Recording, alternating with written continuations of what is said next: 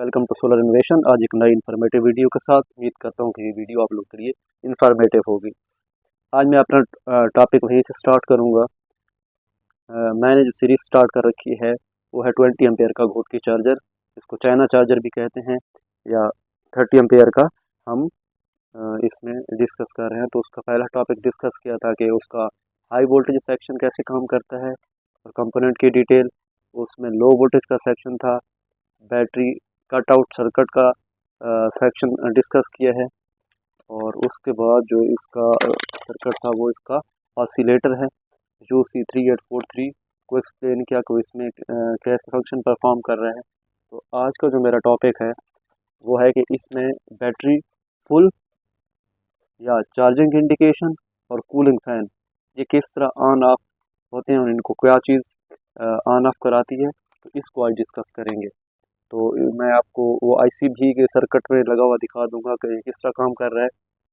तो LM358 को इस्तेमाल करते हुए मैं आपको बताऊंगा कि इसमें चार्जर की चार्जिंग एलईडी कैसे ऑन होती है, जब बैटरी फुली चार्ज हो जाए तो इसकी चार्जिंग इंडिकेशन किस तरह ग्लो करती है, और चार्जिंग के दौरान हमारा फैन कैसे कट इन होता है, और जब चार्जिंग कंप्लीट हो जाए तो कैसे कट आउट होता है। तो ये तीनों फंक्शन कौन सी आईसी परफॉर्म करती है, तो उनको समझने की कोशिश करते हैं।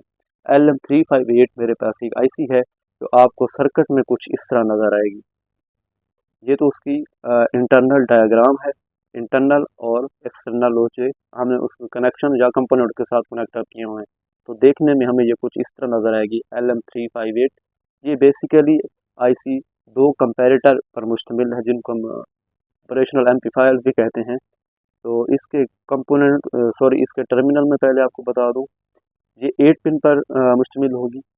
पिन नंबर 1 इसको आउटपुट 1 कहेंगे, pin number 2 inverting input, pin number 3 non inverting input, और पिन नंबर 4 इसका ग्राउंड है जो हम वीसीसी के प्लस और माइनस के लिए इसको ऑपरेट करवाने के लिए प्रोवाइड करते हैं।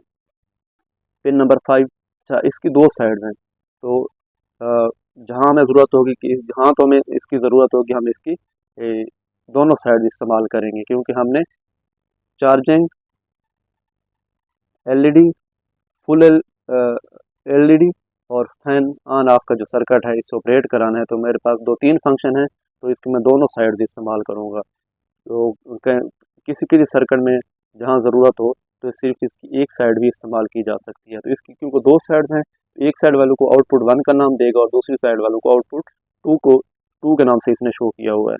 ठीक है, एक इसकी जो नेगेटिव इनपुट है वो इन्वर्टिंग कहलाएगी, और जो पॉजिटिव इनपुट है वो नॉन इन्वर्टिंग है, ये ग्राउंड पॉइंट है, ये इसका VCC प्लस का पॉइंट है। अच्छा, क्योंकि ये दूसरी साइड है तो इसके इसको आउटपुट इसका 2 का नाम दिया है। अच्छा, इसमें भी उसी की तरह इन्वर्टिंग इनपुट और नॉन इन्वर्टिंग इनपुट है। तो इनको थोड़ा डिटेल में हम देखते हैं कि 358 में क्या चीज़ है और ये किस तरह किसी भी चीज़ को डिटेक्ट करके ऑन ऑफ करा रही है। तो बेसिकली ये मेरे पास सर्किट है LM358, इसमें दो कंपैरेटर का इस्तेमाल किया गया है। अच्छा, ये एक एम्पलीफायर है, ये किस तरह काम करता है पहले मैं थोड़ी इसकी डिटेल बताऊंगा ताकि आपको सर्किट समझने में आसानी हो। इसके लिए मैंने साइड पे एक कंपैरेटर ड्रा किया है, इसके आप पॉइंट देख सकते हैं, क्योंकि ये तो एक कम्पैक्ट आईसी है तो इसके अंदर इसकी दो साइड इस्तेमाल हो रही हैं, इनपुट 1 और इनपुट 2, आउटपुट 1 और आउटपुट 2 के लिए। तो मैंने ये सिंगल एक ड्रा किया है। पहले इसके बारे में ब्रीफ कर दूं कि किस तरह हमारा ये ऑपरेशनल एम्पलीफायर काम किस तरह करते हैं, इसके बेसिक कनेक्शंस क्या हैं।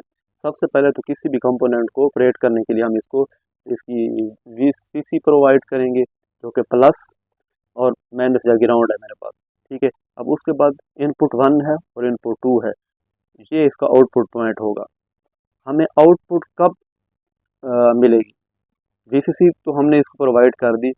अब इसमें एक हम अपनी तरफ से रेफरेंस सेट करेंगे, वो हो सकते हैं 5 वोल्ट हो सकते हैं, वो मिली वोल्ट की सूरत में हो सकते हैं, जबकि दूसरी जो होगी वो हमारी डिटेक्शन होगी, चाहे वो करंट की सूरत में हो, वोल्टेज की सूरत में हो, या किसी टेम्परेचर की सूरत में हो, कि हमारे इस रेफरेंस से जब एक्सीड करेंगे हमारी वो दूसरी इनपुट है तो हमें आउटपुट पे इस पिन पे आउटपुट हमें मिलेगी। तो वो डिपेंड करता है कि हमें यहाँ पे प्लस मिलेगी या नेगेटिव मिलेगी, वो डिपेंड करता है इसके रेफरेंस पे और इनपुट पे।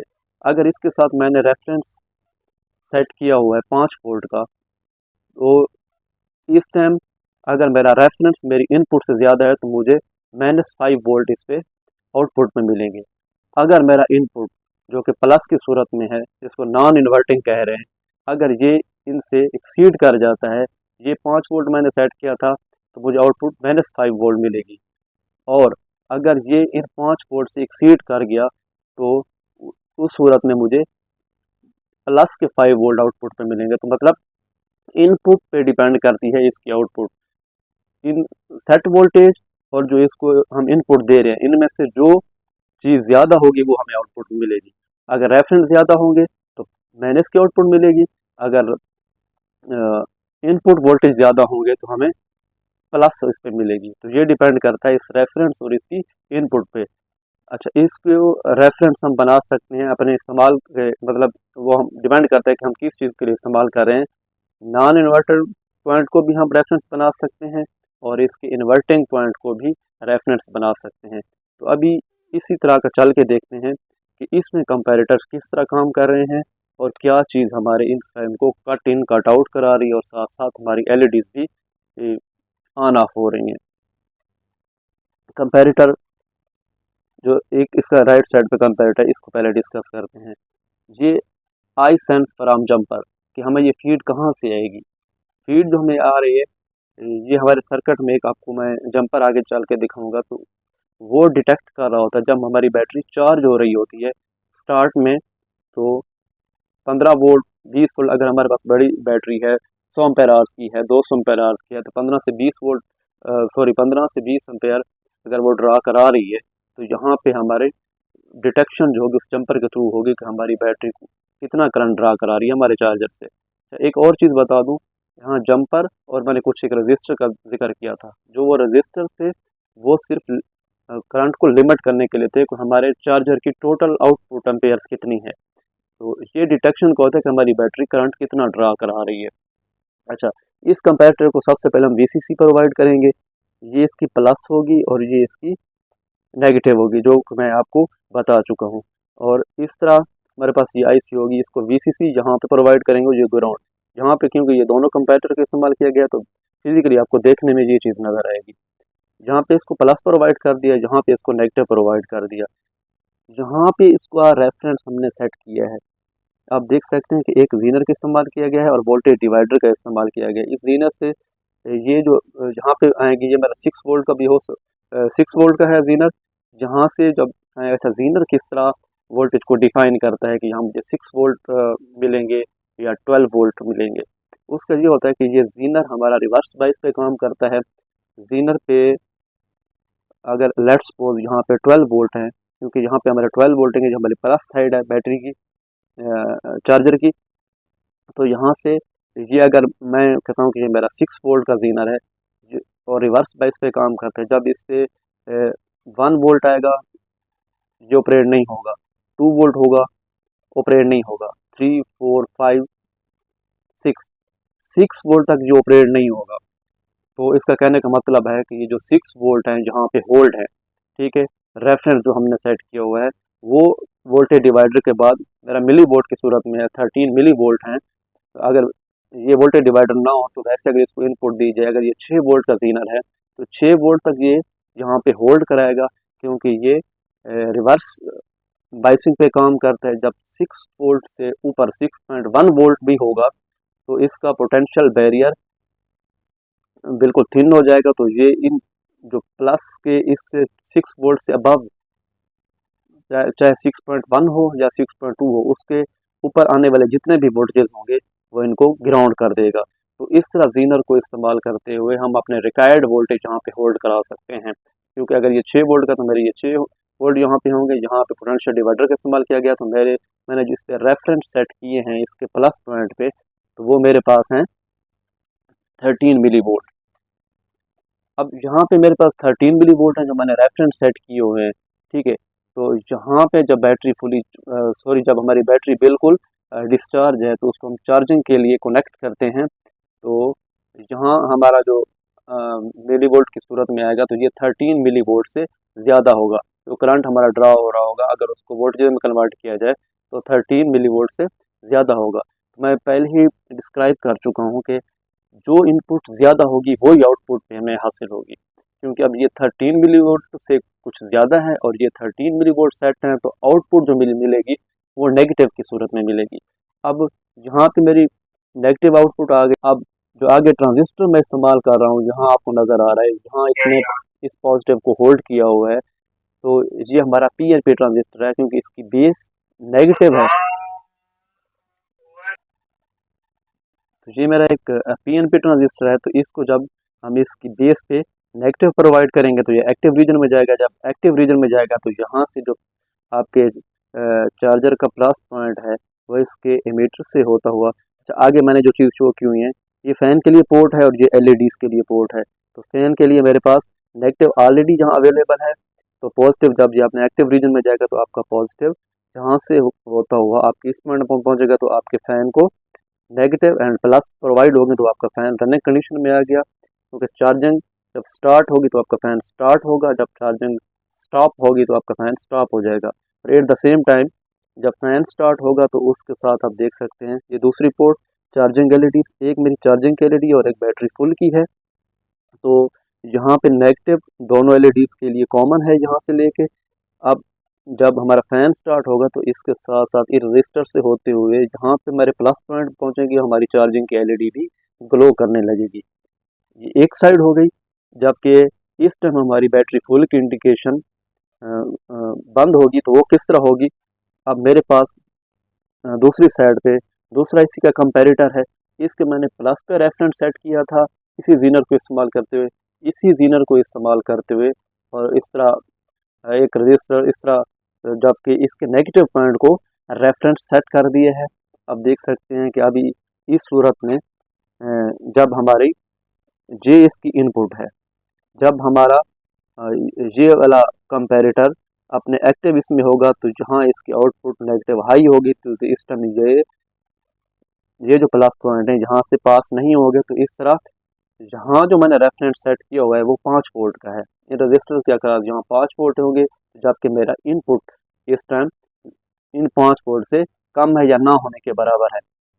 ठीक है, तो यहाँ मुझे क्या इसकी आउटपुट क्या मिलेगी, क्योंकि हमारी रेफरेंस में मैंने सेट किया हुआ है वो मेरी इनपुट से ज़्यादा है, तो रेफरेंस मेरा क्या है, नेगेटिव है, मुझे आउटपुट पे भी नेगेटिव मिलेगी। तो ये आउटपुट कहाँ जा रही है, ये अगर मैं इसको दिखा सकूँ तो ये मेरी आउटपुट बैटरी फुल की इंडिकेशन पे जा रही है, जहाँ ऑलरेडी नेगेटिव है और इसकी आउटपुट भी नेगेटिव है। तो मेरी एलईडी इस टाइम ग्लो नहीं करेगी। कब ग्लो करेगी, अब जब हमारी बैटरी चार्ज हो रही है, कंटिन्यू चार्ज हो रही है, और एक टाइम ऐसा आएगा कि यहाँ जो मेरे वोल्टेजेस हैं जो मिली वोल्ट की सूरत में मुझे हासिल हो रहे हैं उस अम्पेयर कम होते जाएंगे बैटरी के, क्योंकि बैटरी फुल की तरफ जा रही होगी। तो वो 13 मिली वोल्ट, अच्छा ये जो 13 मिली वोल्ट का मैंने रेफरेंस सेट किया है, एक टाइम ऐसा आएगा कि ये उससे कम हो जाएगी, ये जो इनपुट है उससे कम होगी। जब ये इनपुट कम होगी और 13 मिली वोल्ट इससे एक्सीड करेंगे तो हमारी आउटपुट पहले यहाँ नेगेटिव थी तो अभी आउटपुट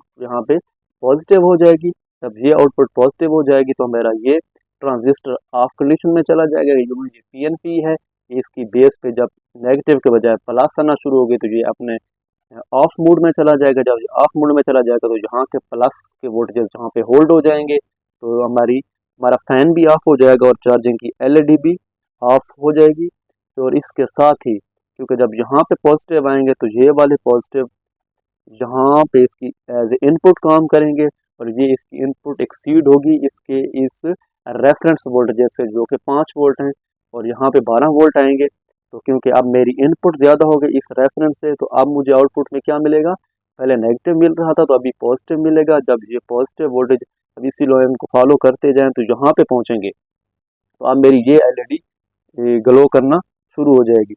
अच्छा, इस पे एक थोड़ा सा मिस्टेक हो गई थी, हमारी जो एलईडी होगी उसकी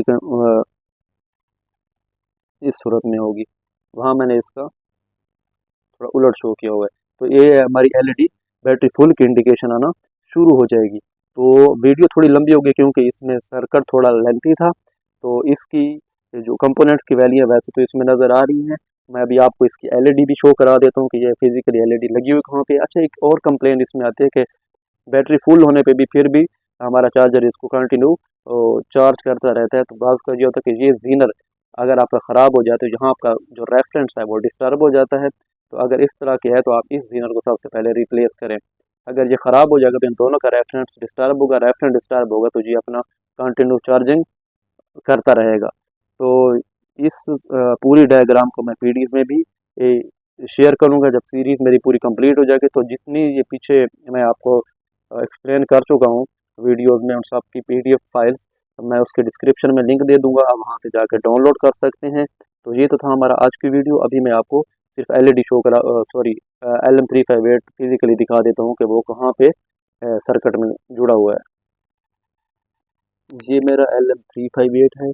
ये जो मैं उसके साथ जीनर आपको बता रहा हूँ और बाकी जो इसको कंपोनेंट है इनकी वैल्यूज इस सर्किट पे भी दी गई है और ये जो मैंने सर्किट डायग्राम ड्रा किया है इस पे भी मेंशन कर दी है। तो ये हमारा LM358 है और ये हमारा वो जंपर है जिससे हमारा ये सेंस कर रहा है कि हमारी बैटरी कितने एम्पेयर से चार्ज हो रही है। तो वो ये हमारा जंपर है। इसके अक्रॉस से जो वोल्टेज का ड्रॉप होगा जब बैटरी चार्ज हो रही होगी तो वो हमें मिली वोल्ट की सूरत में यहाँ पे इसकी फीडबैक आ रही होती है जो इसकी इनपुट बनती है और हमें उसके मुताबिक आउटपुट मिल रही होती है।